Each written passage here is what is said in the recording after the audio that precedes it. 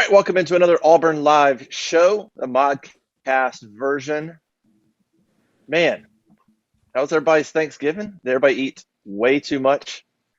I know I did. Yep, not done yet either. Yeah, I was front heavy yesterday. What day is this, Justin? Today is Friday. Okay. Are we? Are we publishing this? Yeah, we're gonna put it up immediately. Yeah. Okay, cool. Yeah. Sorry. Yeah, I was like, yeah, let's just go ahead and throw it up. Yeah, no, we'll put it up like later this afternoon. I tell you, man, I ate. I was unhealthy yesterday. It was. I had, we went to Jessica's family's and ate too much, and then I came to my mom and dad's and ate too much. So, yeah. Been in the bathroom a couple of times today. Yeah, we got like 14 different Thanksgivings, so still got like 2 more to go. Trying to make it. Golly. No, it's like a bar crawl, but for Thanksgiving over there. I've done worse things.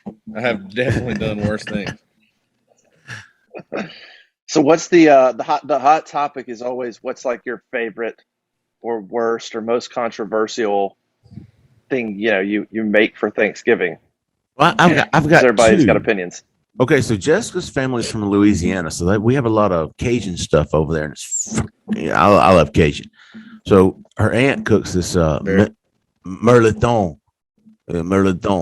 and to me it's like shrimp dressing. I love dressing. Dressing is my favorite. Yeah, and so it's got kind of a Cajun feel to it. It's fantastic. And then of course I even tweeted about it on Thursday. The pear salad for us, that's a delicacy, man. What is that? I don't. Are you serious? Pear salad? You never heard of pear salad? Justin's he's from over the mountain, dude. He ain't Southern.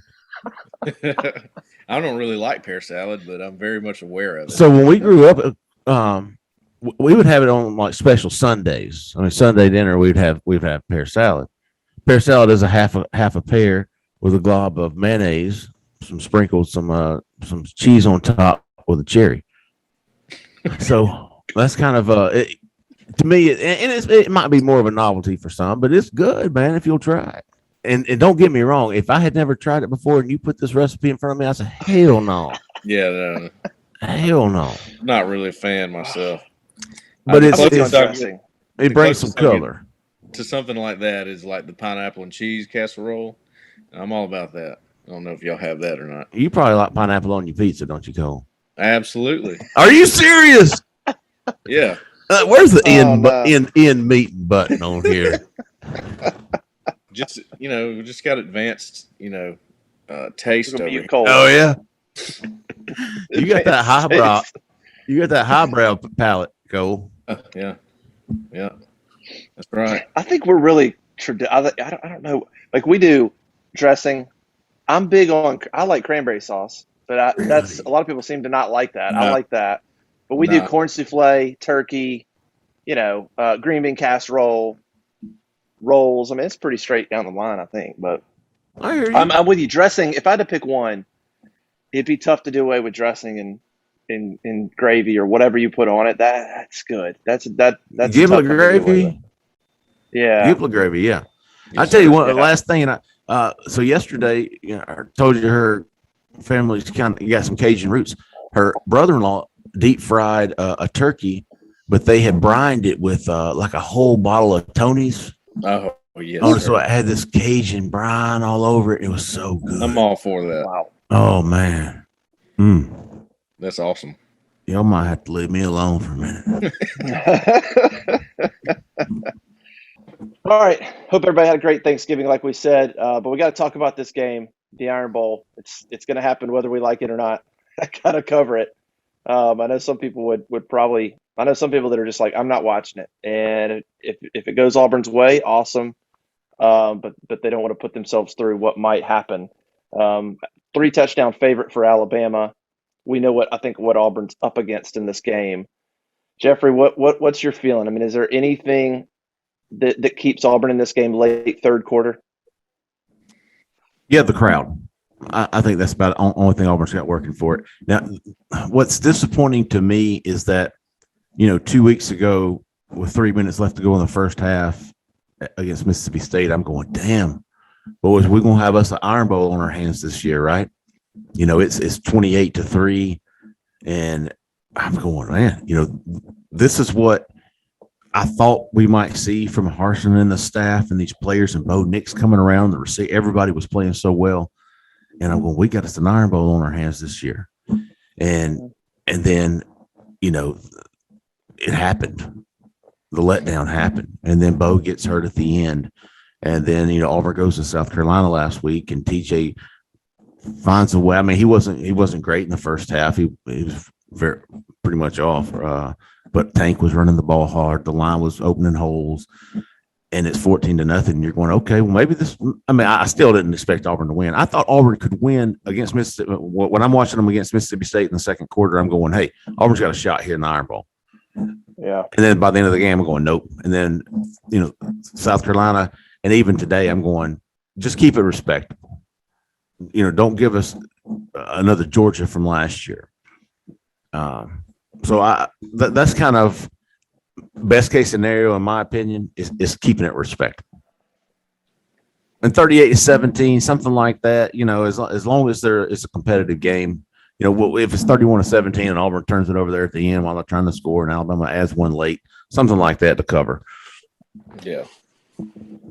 But I think for recruiting purposes, keep it respectable, keep the crowd in the game, show these guys what the potential, the ceiling of this program. When I say these guys, the recruits, and you walk away with a win. Yep. Yeah. Well, that's true, and you're right, Cole. There's two, and Jeffrey's right. There's there are two ways to look at this game. Like, there are no moral victories, but recruiting is a thing, and right. And prospects look at games differently. So there are two ways to look at it, both win-loss and then crowd, energy, environments, things that recruits would like. So there are two ways to look at it. And I would say at this point in the season, that's probably at 6-5, it's probably just as important, maybe more important. I mean, if you had to choose between Auburn wins the game or, and has, like, let's say, a pretty good impact on recruits, or Auburn loses, but the crowd's amazing, and for some reason you have an amazing impact on recruits, you probably take the impact on the recruits first year with Harsin, 6-5. It's probably more important right now. Yeah, I think so too, especially with so many guys coming. I mean, the Georgia game was ridiculous this year, but this one might be even more ridiculous than that, just from what we're looking at in the visitor list that we keep piling on there.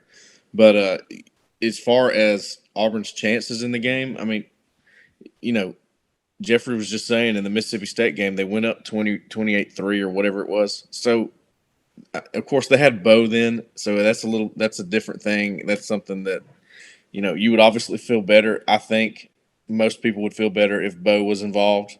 But they do have the capability to do that, and they had Kobe Hudson in that game. They didn't have him in the last game, and I think he is when you're talking about throwing 32 passes in a game where you shouldn't have, in my opinion, against South Carolina. And Kobe Hudson's not receiving any of those. That's not a great formula to win, if you ask me. Now you got Kobe Hudson back in the mix. I think he's coming back, right?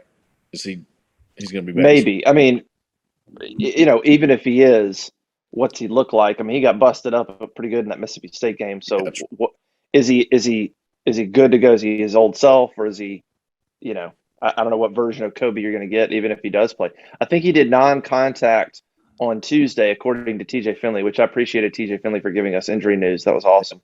Yeah. But I think he did non-contact on Tuesday. So, and that's really their best practice. So, I mean, if he plays, he hadn't really gone through contact in 2 weeks.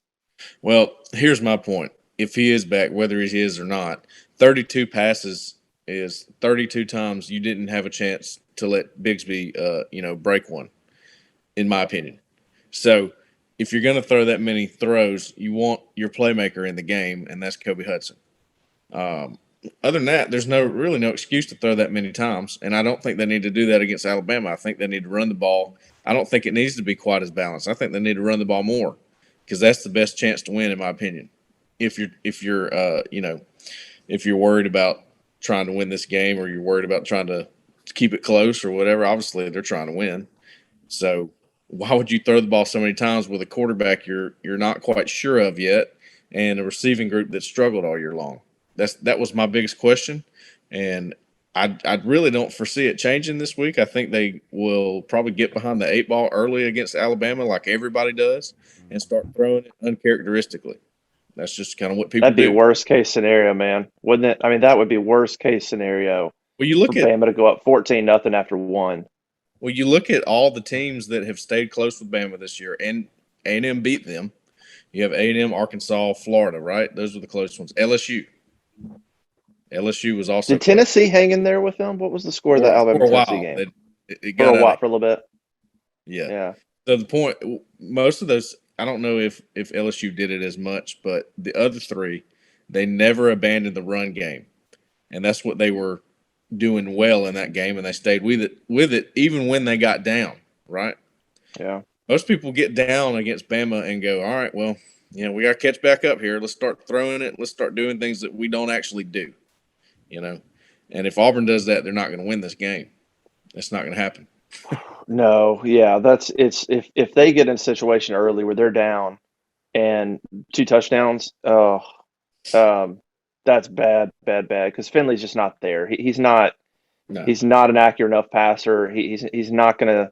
He doesn't have the legs that Bo does in terms of being able to make plays that way. That would be worst case. That would be worst case scenario. I don't know, man. I think like Jeffrey said, the crowd's probably the best chance Auburn has to keep it close.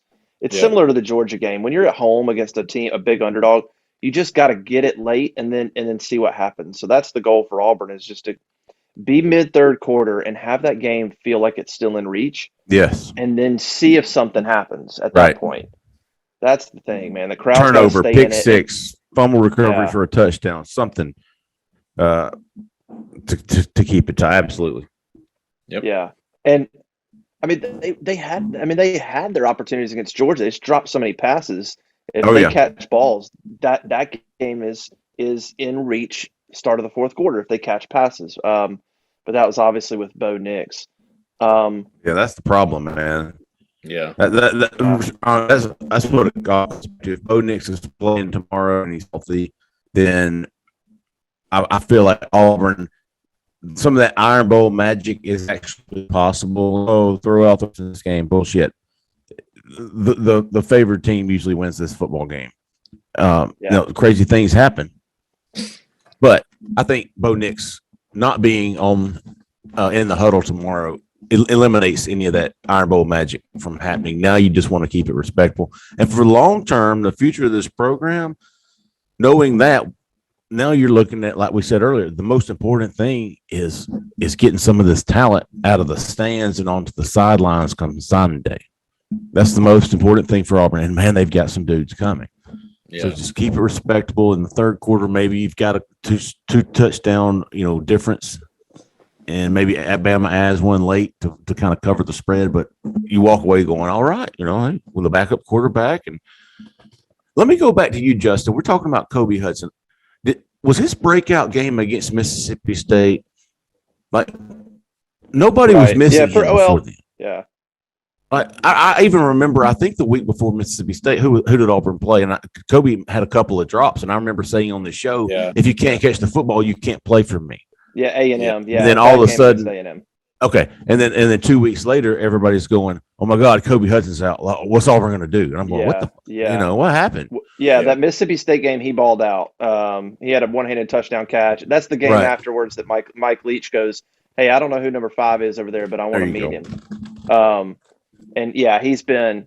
They've all been inconsistent. He's been the best receiver in terms of potential big play. He's got some skills that Shed doesn't have. He's got some skills that Demetrius Robertson doesn't have. Now, Javaris Johnson coming along is certainly welcomed. He's got speed and he can make things happen. He's a guy that needs to get targets in the Alabama game. I mean, you're going to need some big plays. He better get targets. You better take chances with him as much as anybody. I don't care if it's the same play, whatever. I don't care if it's crossing routes, the way it was with Ryan Davis 4 years ago. you better get him the ball and let him run at times because he might be one of your better opportunities to make big plays in the passing game. Yep. Totally agree with that. I think I was surprised, disappointed, whatever, last week when he didn't get. I think he got maybe 1 or 2 targets last week. Was that right? No, Very few. Yeah, he got according to the stats, he got 7 targets. Whoa, shit! He caught 3 of them, so that's probably why I think like at least 3 or 4 of those targets were not even in his range to catch the ball. Okay. Well, it seems like at least once a game he's running free deep. Yep. And Bo hit him, of course, once against Mississippi State, was it not? Early in the game, I think they had a play action pass. Hit him a few times. A few times. Yeah. When Arkansas, he hit him that first. There you go. I think that's who I'm thinking of. Had him running wide open against Texas A&M and overthrew it. Right. As well. Yeah, Auburn's about 10% on those deep throws. Maybe that's something TJ can do a little better, but I don't have a problem. I would take a shot deep once a quarter at least against Alabama. Yeah. And they did that. Actually, it seemed to me with Finley in the game, they had more. I haven't notated in the real-time analysis on when they took their deep shots. And I think there was 3 or 4 somewhere in there, which is more than they usually give Bo. And I'm just talking straight up, hey, we're going deep. Take off. This is the plan. This is not, hey, make your reads and then go for the best option. It was, hey, we're going to go deep and see if we can take the top off here. Right. And they tried that with Johnson. They tried it with Shed Jackson. It just never connected. But they tried it. So maybe they just trust the arm strength of Finley a little bit more. Yeah. He's either going to hit it or he's going to overthrow it. So he's not going to underthrow it. Finley looks like, it's wild. I'm making this comparison. I'm not promised I'm not being lazy with this comparison. It just to me, it looks like him. He looks like Cam throwing the football, like when Cam was a rookie in the NFL or something. That's kind of what Finley looks like. It's just arm strength's there. He kind of flings it. Sometimes it's a rocket. He's just got to dial it in. He's just really raw in a couple ways. All right, here's a couple of points I want to get your all's thoughts on. One, Alabama gives up 220 yards passing a game. That's 7th in the league. Yep. Now, it's a bummer that they don't have Bo Nix there and Kobe Hudson fresh to potentially take advantage of that. But, they've been better against the pass. And so I wonder about, can Auburn, even with TJ Finley, can they take advantage of that? And then the other thing is the tight ends. They caught no passes against Carolina. Shanker was targeted once, overthrown. Fromm dropped a ball. But really nothing happened there. Are teams figuring out the tight end, or was that a game where it just didn't happen for whatever reason? They didn't call the plays because that's if you don't have Kobe Hudson, you probably better get Shanker or Fromm or Deal or somebody back involved in the middle of the field, right? Those two things, tight ends, and then Alabama giving up some passing yards. Is there any hope to add those things to the repertoire where Auburn can move the football? Yeah, I think on the secondary for Alabama, and this is not supposed to make you feel better if you're an Auburn fan, but Auburn's not the only ones that are having missed assignments in the secondary. Alabama's having missed assignments as well. It's very strange to see that happen because they usually have the best secondary in the country. I mean, every year, and they had the talent this year, and I think Auburn has pretty good talent too. It's just, I don't know. Maybe the assignments are not meshing with what they got, and I'm not sure. I don't have an explanation for it, but they are doing the same thing, and there's some opportunities there in the passing game for Auburn if they can just connect, if they can make the catches, if they can execute some of these schemes that Mike Bobo has. Which I've criticized some of Mike Bobo's play calls, but I don't have a problem with his passing offense. I think it's pretty good. I think he's got some good schemes and all that going on. I just don't like the timing sometimes. Yeah. I don't like that we have to stay balanced all the time. Sometimes you don't have to be balanced. It's not always the most important thing to be balanced. If you're running the football, then run the ball more, if you're moving the ball that way. And then on the tight ends, just for me, kind of what I'm thinking on that is a lot of those plays where they hit tight ends were on play action rollouts or sprint out type deals. And I don't think they're going to give Finley anything like that. I just don't think he's better on the move than he is standing in the pocket throwing the football. So that was more of a Bo Nix thing.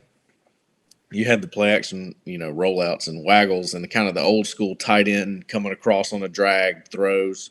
That's what a lot of those tight end throws were. And then you also had the RPOs where you'd have a tight end slip out in the flats. And RPOs and rollouts aren't really designed for Finley. So that's kind of what I think happened there. If you're going to throw it to the tight ends, you might as well throw like a back shoulder or something because they got good hands. I mean, Schenker, Fromm, and Luke Dill have shown that they got pretty good hands. Why not take shots at them, That's kind of what I'm thinking.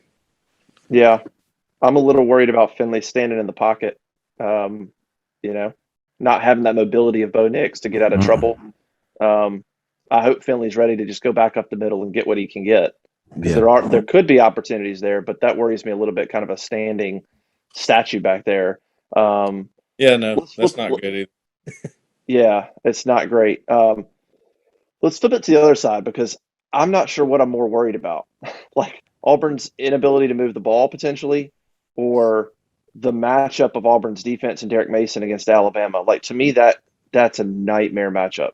The way Derek Mason plays defense against that Alabama offense, the only way to stop them to slow them is to get pressure on Young. The teams that have got a sack on him or put a little bit of pressure on him, you can make him look not average, but you can make him look, like an ordinary quarterback to some degree. But other than that, there's just too many playmakers. We all know what that offense can do. And then you factor in Derek Mason's defense, which has not always brought pressure and, loves to keep the top on. And that in one hand, great. Don't give up big plays to Alabama. That's fine. But they did that against State, and State just completed, a million passes and still scored 40 points. Yeah. So I don't know what he's going to do. I don't know what he can do, Jeffrey, to hold them. I mean, to me, if you held Alabama under 40, I'd probably be impressed in this game. I just don't know what you do. To me, their run game is. I think they'll have a lot of success running the football.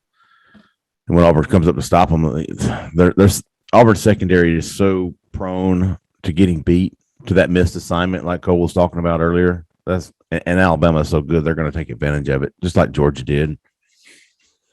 So that's why I just don't see that Auburn can stop them enough and score on them enough to cover the spread.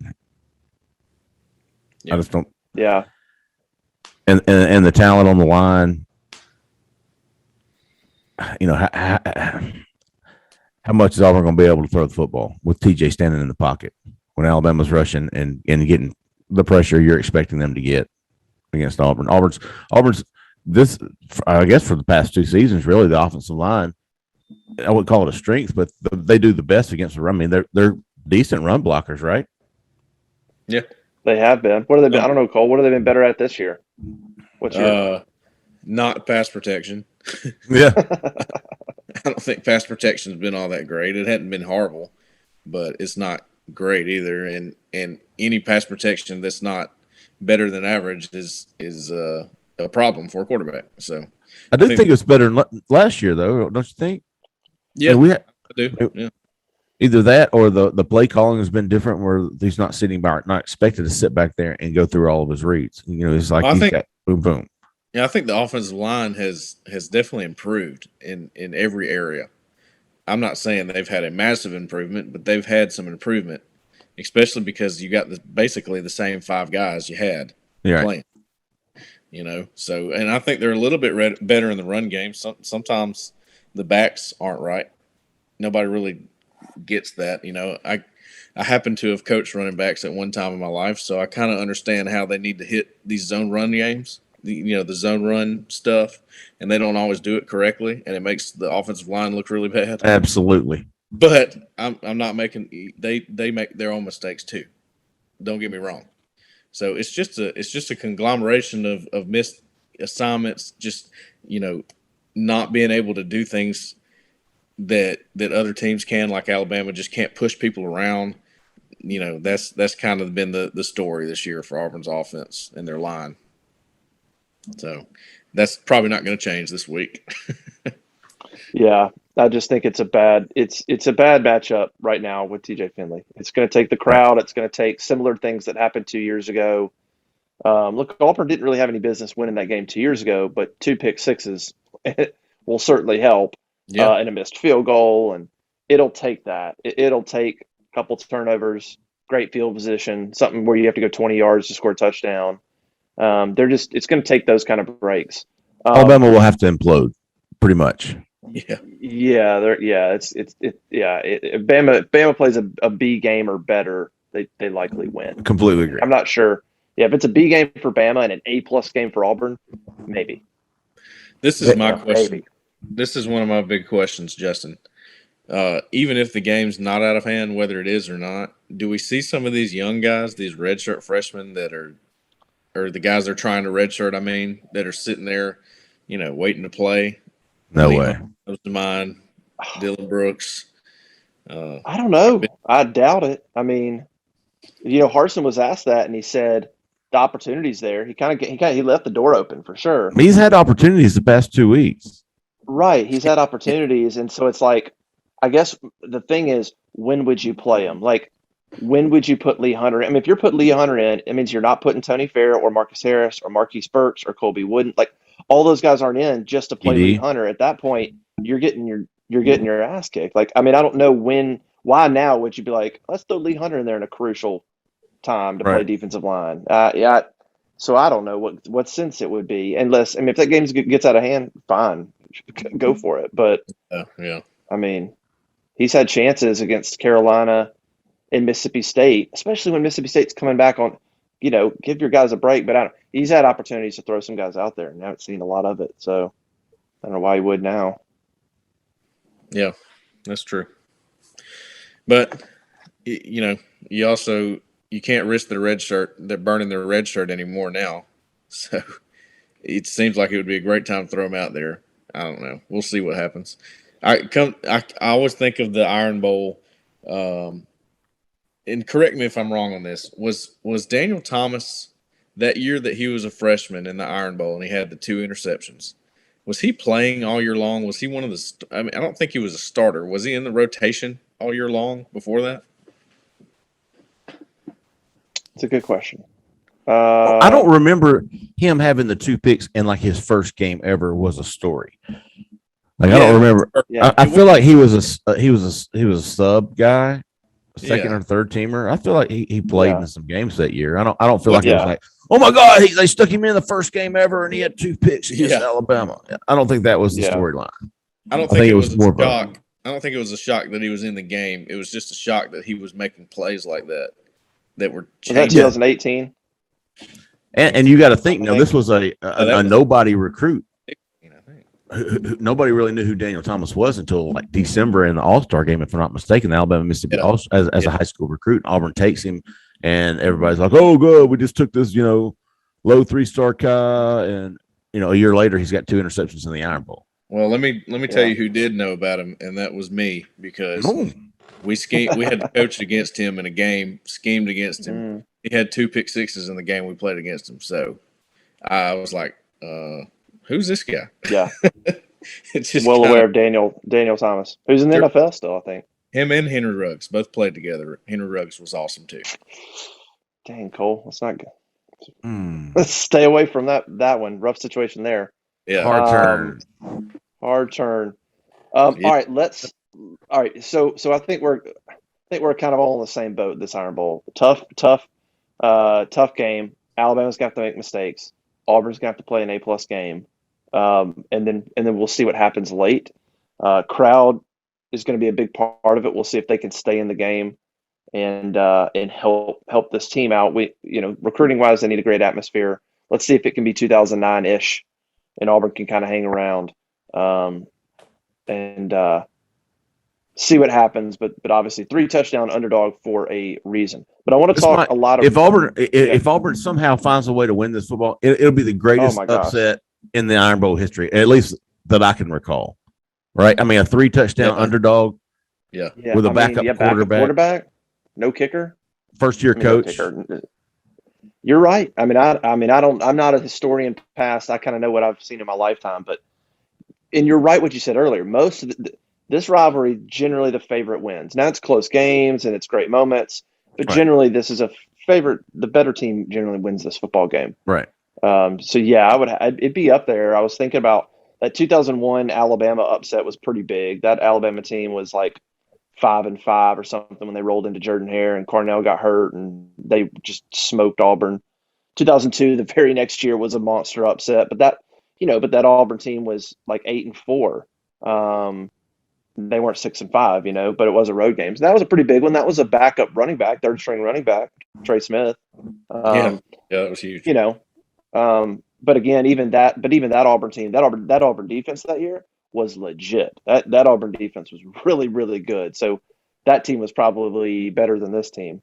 So it'd be up there, Jeffrey. You're right. First year coach, it'd be up there as one of the greatest Iron Bowl upsets in the history of the series for sure. Hey, real quick before we talk about recruiting, because I think that's huge. Basketball, like we're recording this, Auburn's 1-1 in the Bahamas. Great game against UConn.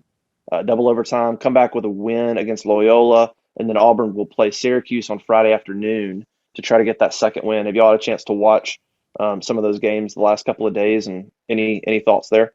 I was in and out of the Loyola game, but I thought after losing, going back to the UConn game, I thought Auburn had their chance to win it in the regulation. I was going hunting that afternoon, so I stuck around and I watched the end of regulation. I thought, oh man, if they don't win it now, they're not going to be able to win it at OT. I come back in and I realized they've gone to 2 OTs and lost by what, 5, 6, 7? Yeah, 6 points. Yeah, 6 points. So, and then I'm going, man, how are you going to be able to turn around less than 24 hours later after a 2 OT heartbreaking loss like that? And I was like, I don't feel good about the second. And Auburn came out and took care of business. I mean, it was close pretty much. Then I think Auburn jumped out to a 7-0 lead. Yeah. I think it was 34-34 after halftime there. And I was watching, is on in the background at Thanksgiving. I was very impressed with Auburn to turn around after that UConn double overtime loss and beat a good Loyola team. Yep. Yeah. That was kind of my takeaway. What'd you think, Cole? Did you watch any of it? Yeah, I watched the Loyola game. I was kind of watching Walker Kessler because he struggled against the big man at UConn. And I didn't know, I don't really know what Loyola had, but I wanted to see how he fared in the post on defense this time, and I thought he played a lot better. And just the whole team, Katie Johnson's ridiculous. They just got a lot of pieces. If they can put it together, it's going to be really hard to beat that team.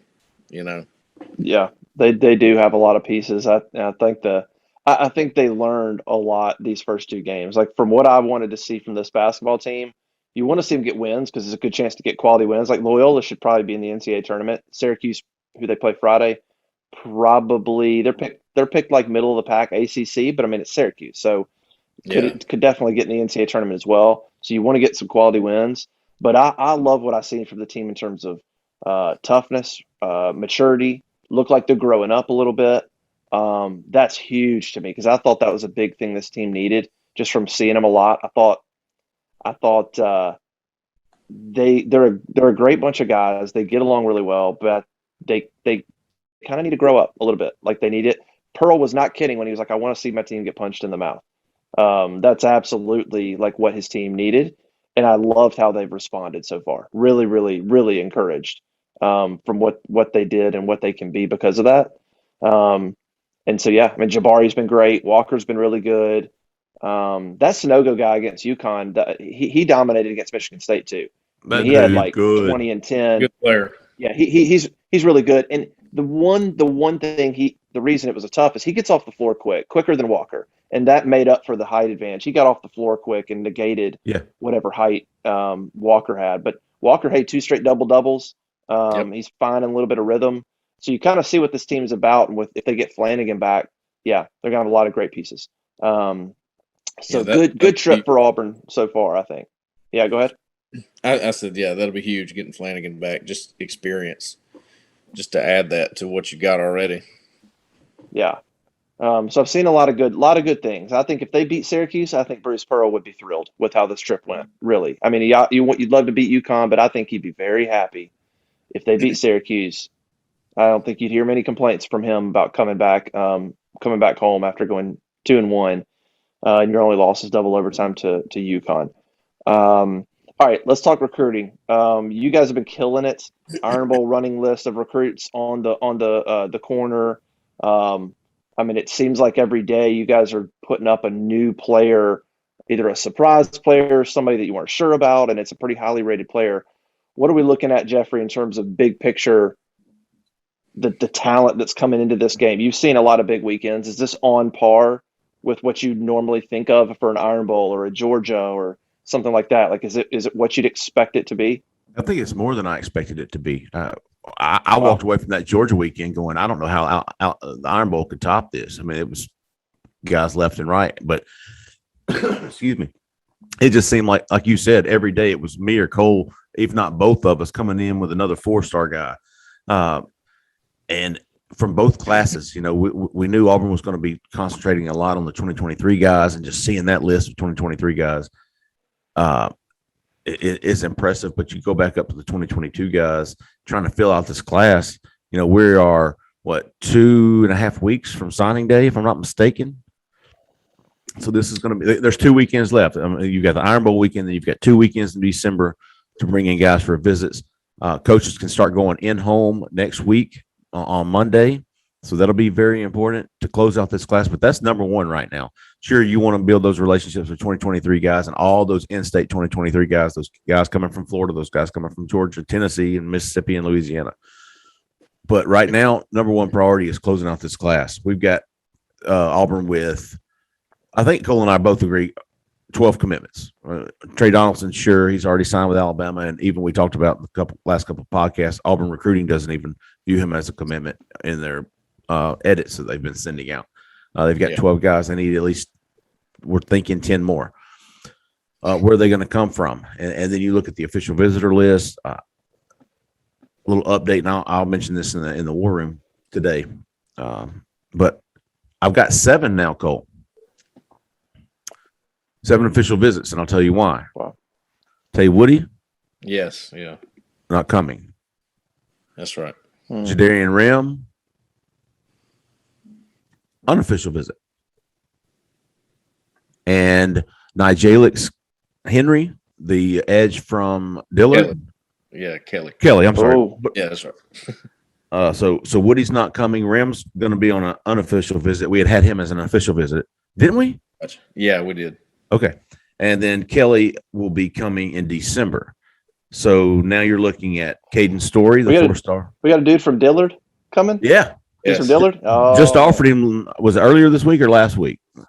Oh, he's had the offer for a little while. Just picked it back up, it seemed like. Yeah. When did he Dillard, man? When did he come? Where did we? Oh, yeah. Cole heard about that. That's right. So he's going to come in December, either the 3rd or the 10th, which not a bad thing. Obviously, you'd like to get them up there for a game environment, because for kids that's never been to a game at Auburn, that's pretty important. But right now, we're looking at official visitors of Caden Story, the 4-star defensive lineman from Lynette, committed to Auburn. Curtis Perry is now going to be it's always been a huge visit, but getting him back on campus, I think he's been here this is his second game, Cole, this season. Second this season. I mean, he's been coming to Auburn since he was in 9th grade too. So he went to Alabama last weekend for an official visit. So Auburn's getting the last shot with him, at least amongst the in-state schools. And then the in-home visits are going to be big with him. But getting him on campus this weekend is going to be huge. Antonio Williams, the 4-star wide receiver from South Carolina, is coming over. Cole had mentioned this earlier, but it had been Auburn, Ole Miss, and in-state South Carolina. Well, Clemson, he goes on a visit last weekend to Clemson, and they step in with an offer. Not really sure how that's going to affect his recruitment, because Auburn and Bobo have been on this guy and prioritized this guy, just like they have with Darius Clemens. Wouldn't you say, Cole? Yeah, I would. I think Auburn still has the edge probably in that one. The only thing about that is, even though Clemson just came in with the offer, it's not the way that they do things. They've been on him. They just don't offer immediately. That's not how they work. That's not how Sweeney has always done his recruiting. He'll work on a guy forever and then award them with an offer. It's kind of backwards from how everybody else does it. But he doesn't give uncommittable offers. no, he doesn't. If you have an offer, you're a take. Correct. Which is far different. That's old school. Yes. That's not how anybody else that I know of works. We saw Auburn offer Nez Cooper at the Georgia game on the sideline. And, you think he could commit right now? No. So Antonio Williams is coming. Did you finish, Cole? I'm sorry. Yeah, no, that was it. Antonio Williams is coming. Jadarian Rim is now going to be an unofficial visit. So we got 4-star linebacker Demario Tolan, who's an LSU commit. Yep. Keontae Scott, the top JUCO cornerback, who's got to be number one on the board right now, coming in for an official visit. And then I think the one that I'm going to be most keeping an eye on this weekend is Jeffrey Emba, who is, I think 24/7 has him the top overall, if I'm not mistaken, Cole.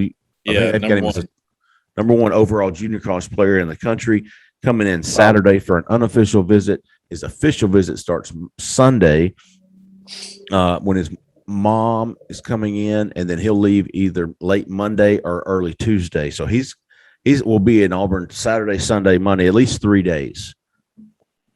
So that to me, that's big. Ooh. I don't know as far as Tay Woody goes, if that is rescheduling or a cancellation. Cole, do you have anything on that?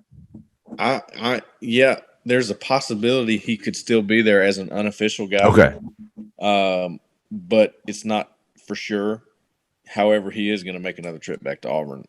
If it's an official or unofficial, I'm not sure how he's going to do it yet, but he's going to come back to Auburn for another visit, whether it's for this game or just after the season. Sure. Well, I mean, he is 20 minutes up the road. He's 20 minutes up 431 from Auburn. Yeah, right. And he's been there enough already. But after going to Florida State 2 weeks ago and saying he was 100% committed, but he's going to visit Auburn, now he's not visiting Auburn when he said he was going to visit. So now you're thinking maybe it's a little bit more interesting than we had thought. Yeah. Robert Woodyard's coming back up from Mobile. He is. Alabama 4-star linebacker commitment's coming back for – this is his second game. He was here for Georgia, coming back for the Alabama game. I believe I think he's buddies with Shamar James. I don't know if they're riding together, but I know they're close, and they will both be there. Shamar James, 4-star linebacker from Mobile, same area, different school. He will be back as well. What's the deal with him, Shamar James? Where's he leaning these days? Well, here's kind of what happened with him. He was committed to Florida. He had picked Florida for Auburn and Alabama. That was his top three. He chose Florida, and Florida's, even before they started all the chaos that they're going through right now, he decided to decommit. He goes and takes an official visit to Georgia. They knocked it out of the park, but Auburn has been there and has been recruiting him and has had him extremely high on the board throughout the entire time that Harson's been there, just about. So they're going to get him back for a visit now. They get their shot. This is an unofficial visit, but it's a visit nonetheless. He's been to Auburn about 2 or 3 times, maybe 2 times this in the summer and throughout the year. So they got a chance to try to sway him away. We're thinking probably trending towards Georgia right now. Alabama's still in the picture. So just not sure how that one's going to turn out yet, but Auburn's getting a good shot this weekend. But him and Woodard are buddies? I believe they are. How much does that play into it? If Auburn feels like they're in a decent position with Woodyard, is there how much of an impact is that? It's hard to say. Sometimes that matters. Sometimes it doesn't. Everybody's different. So the thing with Woodyard, his cousin is Lee Hunter, who's on the team. They're all pretty close, the three of them, Shamar James included. So maybe that has something to do with it. Maybe the fact that Woodyard was there last weekend and met with a bunch of coaches, and now he's back this weekend, and he got James is coming along too. So who knows? Maybe they'll have a shot to get it, get his interest high on Auburn. I think it is already. Yeah. They just they're having to battle with some big boys here. Who Auburn needs on staff is Deshaun Davis. They need to Yeah. bring that dude on staff and let him help recruit Mobile. Like literally, be like Trevon. Bring him on in Yes. some capacity and What let about him let where's him Trey talk Williams? to these. He's at UCF with Ah. Gus and Travis. Yeah, Who is? Oh, Trey. Trey Deshaun. Williams. Trey Trey Williams. is. Okay. Shit, Yeah. man, I'd add Junior Rose Green too. Get that South Oh, Florida yeah. connection going. I'm telling you, Yeah, he's yeah. a high school coach. He brought all those kids up from Dillard or South Florida in the summer. I mean, bus loads, cat. They were going on a tour of all the schools, which is awesome to get those kids up and be able to see all those schools, all the colleges during the summer. But Junior was right there, and he is all about some more Eagle, man. He's loving it. If you could ever find an analyst spot for him and open up back up to South Florida, I mean, when's the last time Auburn signed a guy from down there? Man, early Tuberville days, they were killing it. And they were not just guys, man. These were integral parts of Auburn's success back then. I mean, I can't remember how many people. Is that where Dillard High School is located? Where is that? Fort Lauderdale. Yeah. Okay. Yeah. That Dillard, yeah. Cole, do you remember the Dillard connection? Those players that came from Dillard? I wasn't really, into it at the time, but I've heard all of the players that came from there, and that was that little stretch in the early '90s. Yeah, I know. Every time that we mention that Kelly guy on the boards, people are like, "Let's start the pipeline back. Let's go." James Bostic. It is a famous one. I think James Bostic came up in the summer, and he was the one telling me about how it was him. There was 4 of them, right? And I can't remember them. It was Calvin Jackson, James Bostic. I cannot believe this is embarrassing that I can't name these guys. I know. Well, I remember a few. I just don't remember. You had Brian Robinson. I don't know if he Brian was Robinson. Or not. Maybe so. Remember the number 20, and then I don't know who the other one was. There was a few back there, and I don't remember who else was from Dillard, but you had about 4 of them. But they were all committed to Tennessee or somebody, and they weren't even really thinking about Auburn. And then Pat Dye sends the private jet down there, and I don't know if this was legal or not, but Gus was doing it. Picks all these 4 guys up, flies them up to Auburn, shows them the time of their lives, and every one of them signed with Auburn, and the rest was, history. And those guys were all big parts. There was a defensive lineman, was there not? Of course, Stanley McClover from Dillard, Junior Rose Green from Dillard.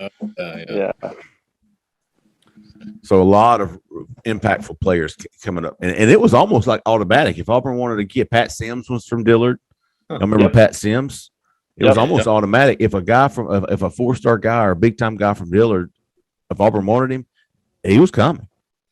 And it was some good players, man. They need to, and I don't know if Dillard's still that way. I don't know if Dillard's still the powerhouse they once was, but yeah, you would like, and Auburn's, even with Tupperville, Eddie Grand down in South Florida, he used to kill it down there, man. He used to kill it down there. Think about Josh Bynes. Bynes from Fort Lauderdale. Right. Yeah, they landed a lot of good players. And Pat Sims was really, really good. Played the NFL for a bunch of years. So if we're looking at this weekend, you mentioned Jeffrey Emba. Who's outside of maybe stars or whatever, who's the most important player for Cole and Jeffrey, both of you guys? Cole, I'll let you go first. The most important now, like we're talking, don't talk about stars. Tell me who just would be unbelievable in terms of a need perspective. Do you want one guy or do you want multiple? One or guys? 2, whatever you want to do. Yeah. I think you got to start with Antonio Williams, the receiver from South Carolina. Just with Auburn's problems at receiver, this is a guy who can come in and play year one. I mean, I have no doubt he would be in there. He's just that kind of player. He is he's a smart football player. He's a great route runner.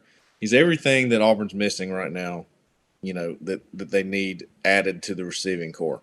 So that's number one for me. The other one, Auburn's kind of struggling in the secondary, right?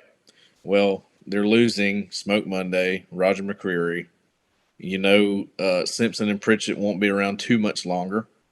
And are they losing somebody else? Am I missing? Knighton will be moving on. Mm-hmm. So you got Jadarian Rim coming in, who is an LSU commit. This is his second home game visit in a row. He was at the last one too, or maybe he was at the. No, yeah, he was at Mississippi State. He was at Mississippi State. He was at Georgia too, right? I think he was. No, he was at Ole Miss. And was it Ole Miss? It was Halloween. Yep, you're right. It was. And he was at Georgia, I believe. So yeah, I mean, again, he's from Valdosta. That's not too far off from Auburn. Auburn has done an excellent job working on him. As we've said, they're working on so many different guys they're trying to flip, and he's definitely one of the top guys. I think I've evaluated him a good bit. I think he's one of the best just overall defensive backs in the country. I think he's got a really great understanding of how to play, and he could be an early contributor. So that's the one. Those are the two guys for me that stand out on this list. We had Rim as an official visitor, but he might be unofficial now. So either way, just huge to get them back. Okay, I'm going to take a different angle. Cole's looking at early impact. I'm going to look at more of a perspective. Yeah. And we haven't even mentioned this guy. I don't know why I keep forgetting him because it's a big deal. I wrote a story about it, but damn, the number 2 running back in the country is coming to Auburn. Yeah. Trey Citizen. He's making this trip up from Lake Charles. It's an unofficial visit, which is huge. I mean, that's been Auburn's number one. You know, we've been talking about Justin Williams and Andrew Paul and who they're going to get Damari Austin to go along with Damari Austin in this class at running back. And then, you know, here you've got he's the reason. Justin Williams is coming over again. Auburn can have him at any point. Yep. But they're not going to push for him until Trey Citizen says no. Yeah. And they've got him coming back on campus this weekend. Justin will be there as well. Damari will be there. He has already had his official visit at Auburn, by the way. Right, back in June, I believe, right before he committed. I think he committed in July. But you've got, in my opinion, and Cole, you know, Andrew Paul, you mentioned this on the board, on the message board the other day, that Andrew Paul probably not going to happen. Yeah, I don't think so. Something has happened in the past 2 weeks. Auburn jumped out to threw an offer at him a couple of weeks ago. He was hot. He was telling me, hey, I'm either going to be at the Iron Bowl or I'm either going to be right after the season, December 3rd or December 10th. I'm coming for a visit. And then all of a sudden, nothing. Yeah. Crickets. Yeah. And I don't know if that's from his end, but I looked into him and on Auburn's end as well, and wasn't getting the feedback I was getting 2 weeks ago when they had offered him. So I'm with Cole on that. I think the interest and the possibility of Andrew Paul coming over from Dallas, Texas to join this class is slim to none at this point. But I think now you look at who's coming. Now you've got Trey Citizen coming. You've got Justin Williams coming. Justin Williams has decommitted from West Virginia, and he's been to Auburn. I think this is at least his 3rd game this year at Auburn. So he's definitely a guy to keep an eye on. I think Trey Citizen says no. I think Justin Williams is going to be part of this class. Damn good back. Him and Damari, also 2 4-star guys from Georgia, would be a great class. I really don't see Auburn getting the number 2 running back in Trey Citizen from Louisiana to flip his commitment from LSU. But I'm also not saying it's not possible. Yeah. So, and another Isaiah Bond. We talk about Florida decommitments, man. This dude is a top 100 player, badass athlete. I think Auburn likes him. I think everybody likes him at wide receiver. So as far as unofficial visits go, we tend to concentrate more on the official visitors, and for good reason. But let's don't forget these guys. We mentioned Shamar James, Robert Woodyard, Trey Citizen, Isaiah Bond, 4 of the top recruits in the country coming in for unofficial visits. And there are more, but okay. So I'm going to go back perception-wise. Justin, you want to know who was top dog for me? Boy, wouldn't it be nice for Auburn to beat Alabama for Curtis Perry? Oh, yeah. He's gotten a lot of. Yeah, he's a name that, like, I obviously you guys dive into recruiting more than I do. So from the periphery, people know who he is in the state of Alabama. So right. I agree. He's that guy in the state that's gotten a little bit of notoriety that you could just be a very casual recruiting follower and you probably have heard of Curtis Perry. Right. So impact. I don't know. I don't know how good of a player he is. I know how high he's ranked. I've watched his film. You know, he's a great player as far as I know. Cole knows more about all the ins and outs. But perception wise, You flip Robert Woodyard on signing day from Alabama. You beat Alabama for Curtis Perry, the top in-state defensive lineman. And I think that's what this staff needs. I think that's what this program needs is some momentum, even if it's generated from perception. They need some momentum on the recruiting trail. Of course, Keontae Scott would be phenomenal if he comes to Auburn and is able to help from day one. Jeffrey Imba, obviously would be. But as far as perception goes, I think, and we all know that Auburn's got to have a playmaking wide receiver. So I completely agree with Cole on all his things. But I'm taking a different angle on perception. And Curtis Perry, flipping Robert Woodyard, I think that would be. And even if Shamar James was able to get in there too, because I've said massive, maybe the last year or two that Auburn's not going to beat Alabama or Georgia for any recruit head to head that the other schools really want. I said that, and that needs to change. I shouldn't be able to say that. I've been doing this since 2004, and I can't remember a time where I ever said that and meant it.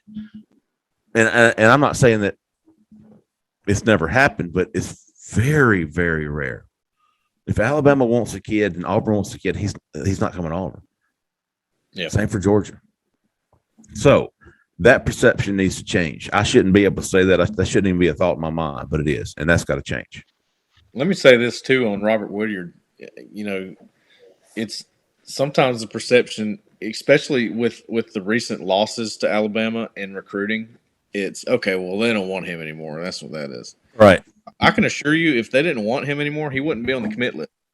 They would drop him. I promise. I can guarantee it. I've watched them do it for years now.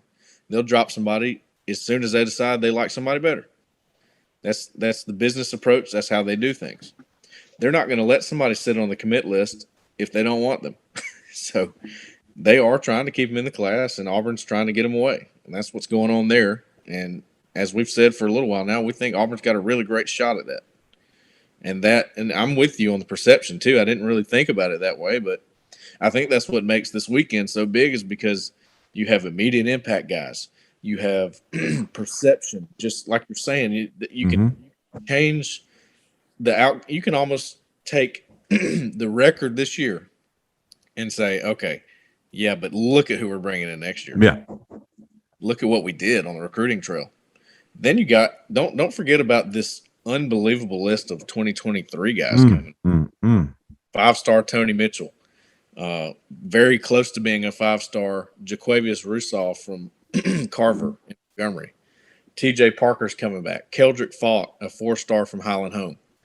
Raylan Wilson's coming back for the second home game in a row after putting Auburn in his top group. From Tallahassee, Florida, he's coming up. And that is a 4-star linebacker. He's a good one. He's a guy that Jeff Schmedding told him you'd play the role of Zacoby McClain. That's what you would do here. Carmelo English from Central Phoenix City. Hunter Osborne, another 4-star defensive lineman from Hewitt Trustful. And the list goes on. This is what I'm looking at on that 2023 list.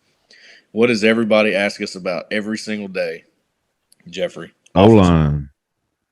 There's 9 4-star offensive linemen coming in from the 2023 class. 9 guys.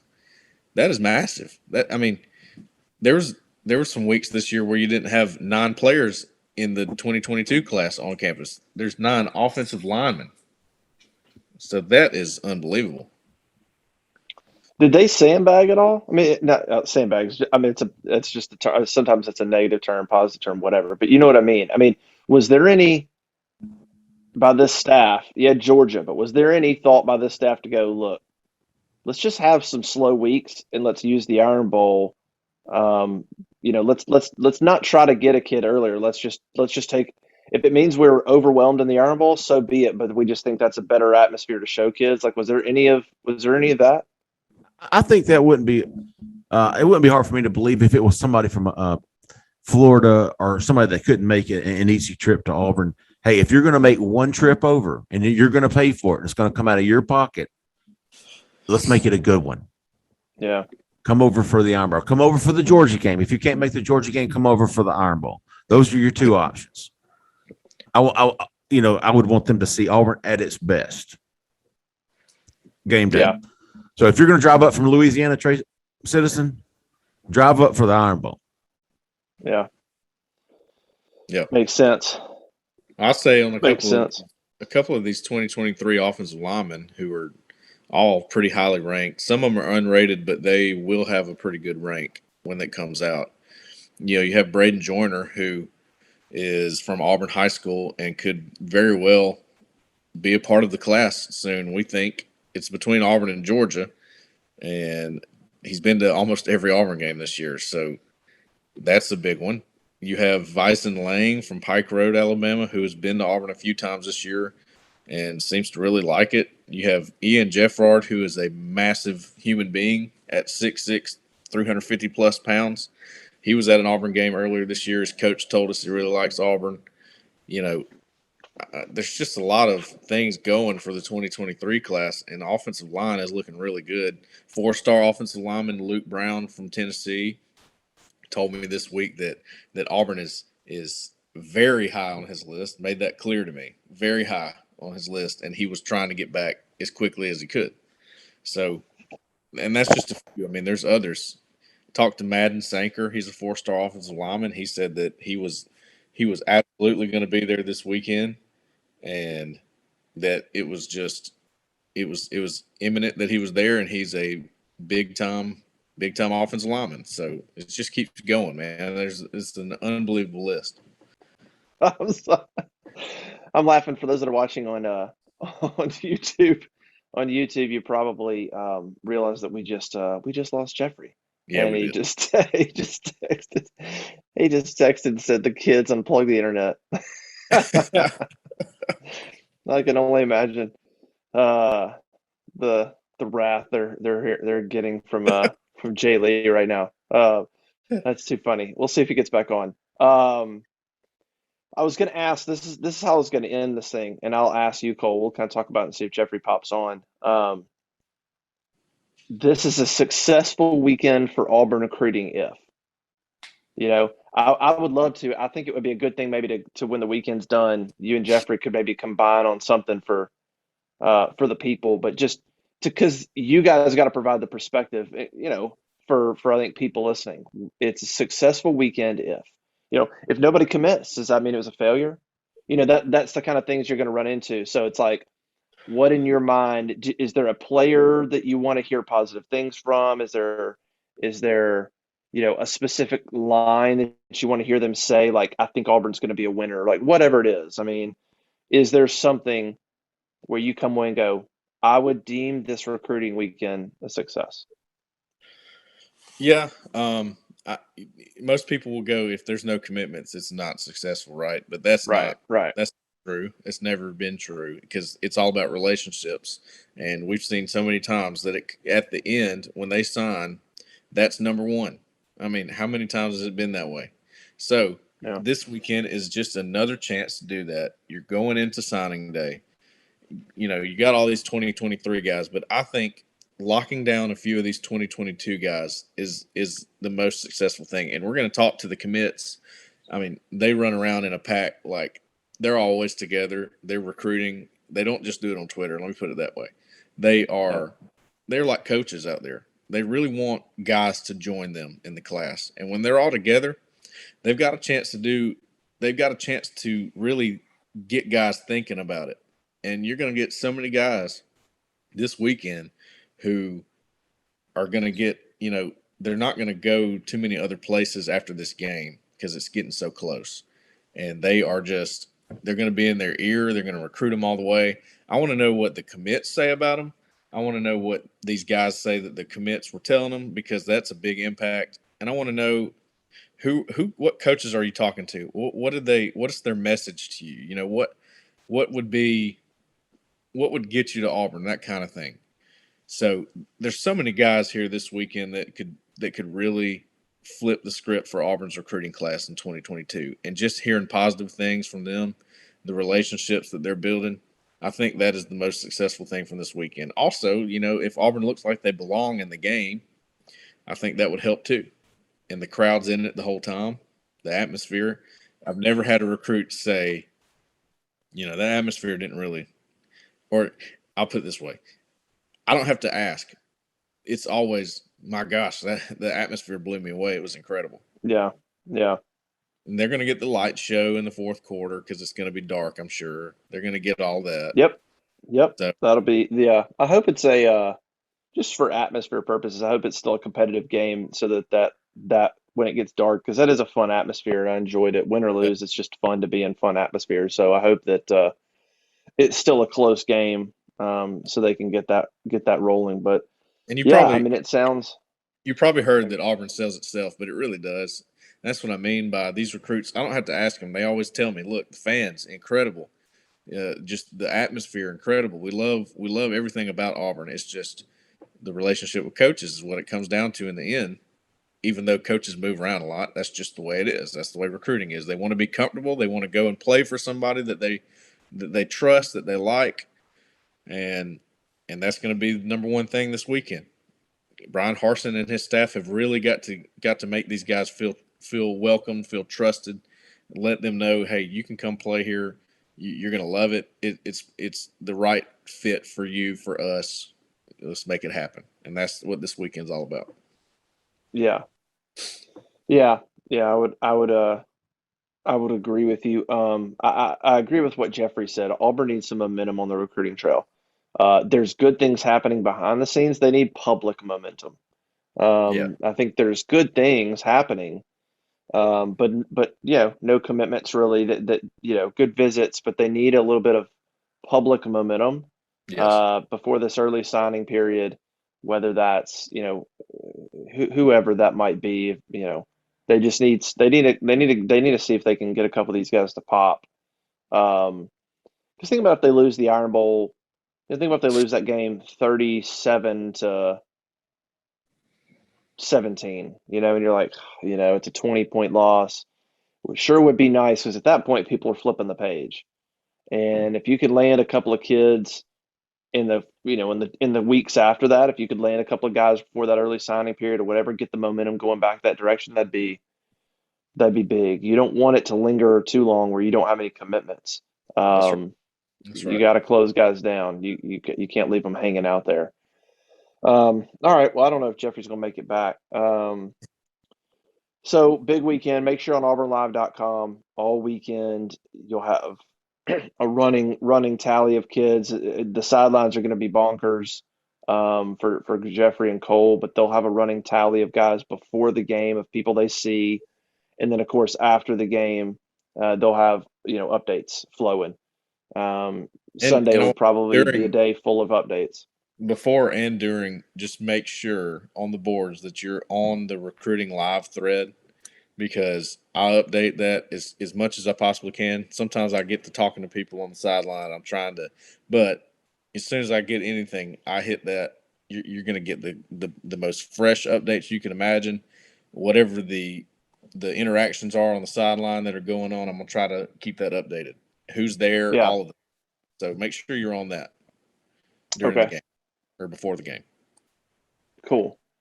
All right. Well, let's end on that, man. Appreciate everybody joining us and listening. auburnlive.com. Hey, if you're listening, I should have mentioned it. I hope people are still listening. I should have mentioned it in the beginning, but we're having the Black Friday deal, 50% off the website. So half off what you would normally pay for a year. So that's going on, I think, just through Cyber Monday, and it's done. So make sure to take advantage of that if you found this on Apple or Google or Spotify or YouTube and you aren't a member. Take advantage. You're crazy not to, and we appreciate everybody that's a part of the board. That's the gift that keeps on giving, Clark. All right, let's end on that. AuburnLive.com, On3 Sports. Subscribe for Cole, for Jeffrey. We'll see you on the boards on Saturday for the Big Iron Bowl. We'll have coverage afterwards, obviously, and then we'll have recruiting coverage. Sunday will probably be a big day of updates on what we're hearing recruiting wise, and Auburn basketball. If you're on Saturday, we'll see what happens for Auburn basketball on Friday afternoon. Auburn Syracuse 3:30, ESPN2 or ESPNU. I'm not sure which. But 3:30 on one of those channels, and we'll see if Auburn can close it out with a win. All right, for Jeffrey Cole, I am Justin. We'll see y'all next time.